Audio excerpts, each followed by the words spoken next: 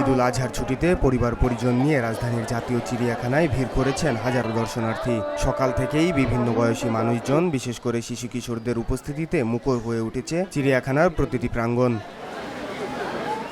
প্রতি বছরের মতো এবারও ঈদের ছুটিতে মানুষ ঘুরতে বের হয়েছেন শহরের বিনোদন কেন্দ্রগুলোতে। তার মধ্যে অন্যতম এই চিড়িয়াখানা। পশু পাখিদের দেখতে এসে শিশুদের মধ্যে ছিল চরম উৎসাহ ও আনন্দের ছাপ। সিংহ, বাঘ, জিরাফ, হাতি কিংবা উট, প্রতিটি খাঁচার সামনেই ছিল উৎসুক জনতার ভিড়। এদিকে প্রাণীদের কর্মকাণ্ড, অন্যদিকে দর্শনার্থীদের চিত্তবিনোদন। চিড়িয়াখানা যেন হয়ে উঠেছে এক মিলন মেলা।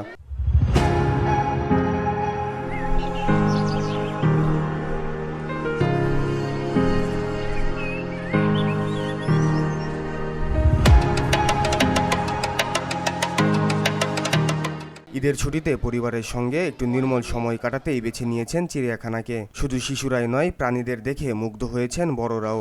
এখানে ঘুরতে এসে অনেকেই বলছেন, দালান কোটার শহর ঢাকার মধ্যে চিড়িয়াখানা একটি নির্মল পরিবেশ।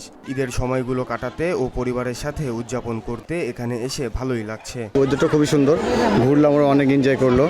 আমার একটা ছেলে আসছে, ভিতরে ঘুরতেছে, ওর জন্য ওয়েট করছি আমরা। খুব ভালো লেগেছে নিঃসন্দেহে। অনেক ভালো লাগছে, সুন্দর ঠান্ডা আবহাওয়া, সবকিছু মিলে পরিবেশটা সুন্দর। গতবার আসছিলাম 3 বছর আগে, তখন একটু বিশৃঙ্খলা ছিল, এখন নিট অ্যান্ড ক্লিন, সবকিছু মিলে মাশাআল্লাহ সুন্দর। হ্যাঁ, ভালোই লাগছে। আর চিড়িয়াখানাতে এসে আসলে মনটা ভালো হয়ে যায়, যখন বিশেষ করে বানর দেখি।